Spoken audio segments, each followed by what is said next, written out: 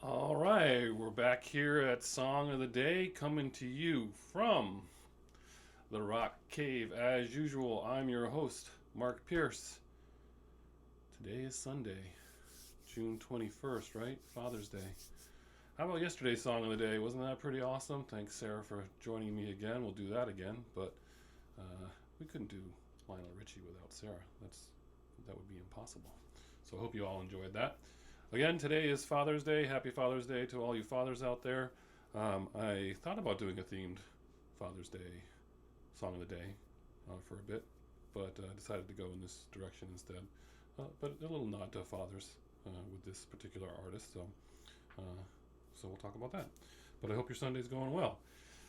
Again, today is Father's Day, and there was another birthday yesterday. Yesterday we had Lionel Richie. We had John Taylor from Duran Duran. Sorry, Allison, I did not do Duran Duran. And then also Brian Wilson of the Beach Boys, and he turned 78. So I decided to go with Brian Wilson today because one, it's Sunday, and that seems like good Sunday music.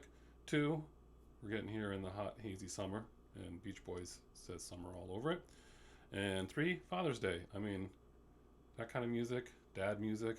Think about your own father or your grandfather, you know, something like that. So, well, we're going to tackle that. But tackling the Beach Boys is kind of rough because in that it would be a very long story. So I'll try to keep it as short as possible, which for me, as you know, isn't always very short. But Brian Wilson, born in Inglewood, California. He had two younger brothers that everyone knows, Dennis and Carl. They say he was a musical child since basically since he was born. They kind of noticed that about him. In high school, he forms his own band. He has his cousin nearby, which is Mike Love.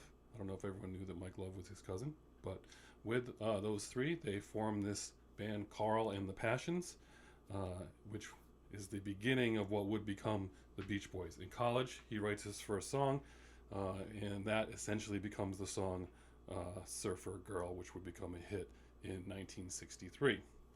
But in 61, basically the whole band is together, all the members are together, but they're called the Pendletons.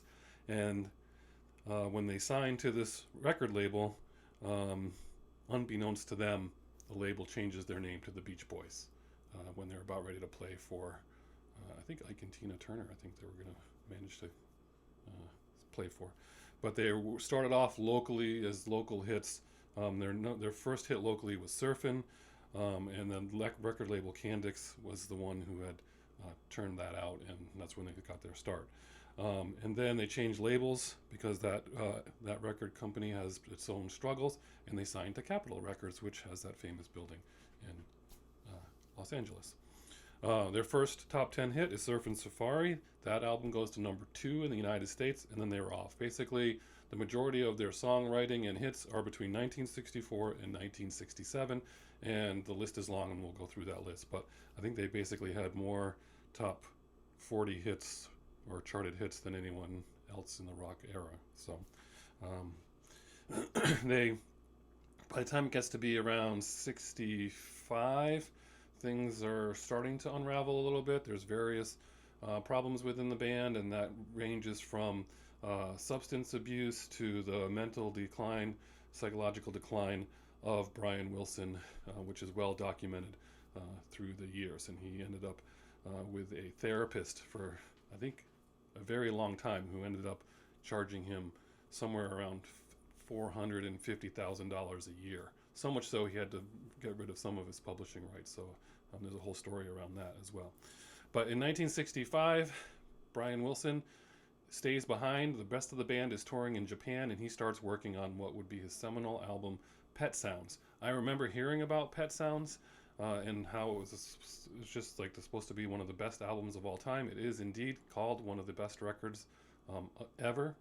And there was I would always hear something about whether you should get it recorded in mono, or you should hear the stereo version, or you can't get the stereo version on CD, and you should listen to this or that. And so there's a whole story there.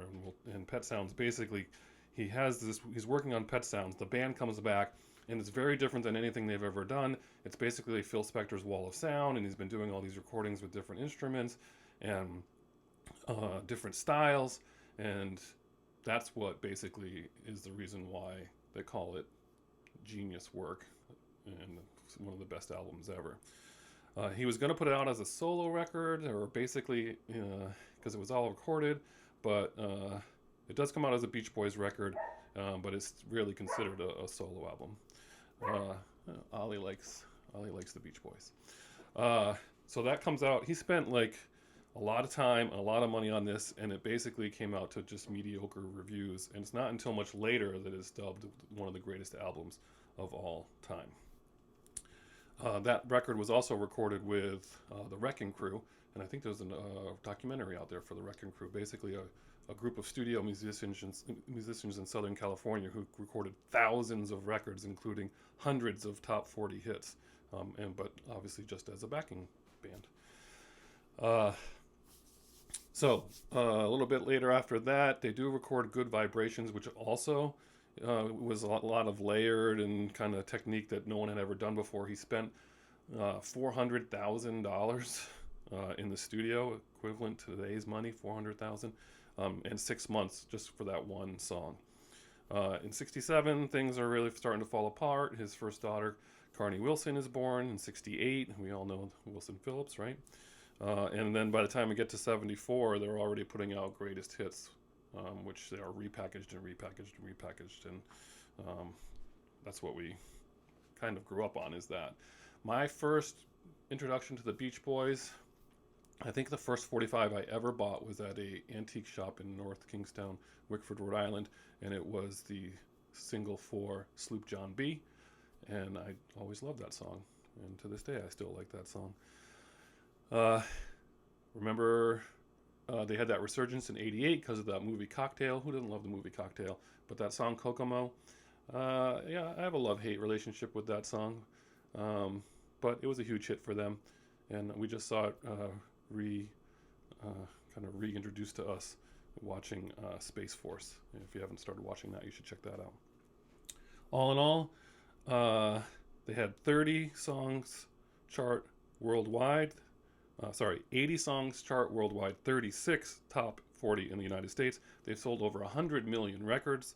Paul McCartney says God Only Knows is his favorite song of all songs. So that's pretty cool, right? What else we got? Well, let's go through some of their songs, right?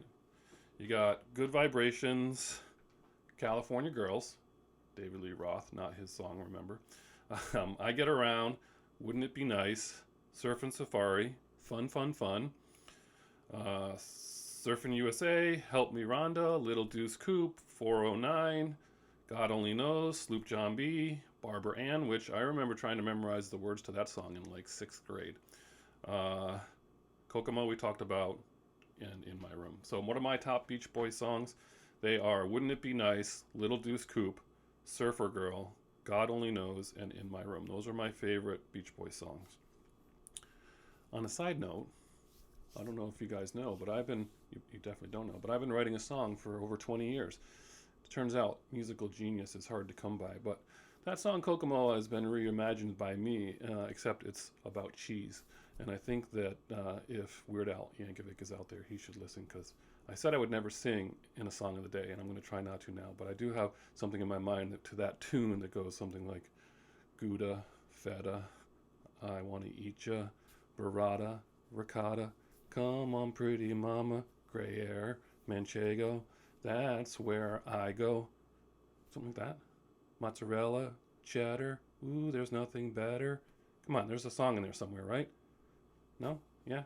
Well, it's Father's Day. I get to do what I want. So, without further ado, we're going to narrow those down. I'll probably put more than one on there because I can't pick a favorite Beach Boys song. But I think it has to be, Surfer Girl and In My Room are my two favorite Beach Boys songs. And if you want to go with one that's a little bit more rocking, it's Little Deuce Coupe. So those are my three choices for Beach Boys. We're going to put all three of those on there. And that's basically it. That's your songs of the day. So have a good Father's Day, everybody. Enjoy your Sunday. And as usual, we will see you on the flip side.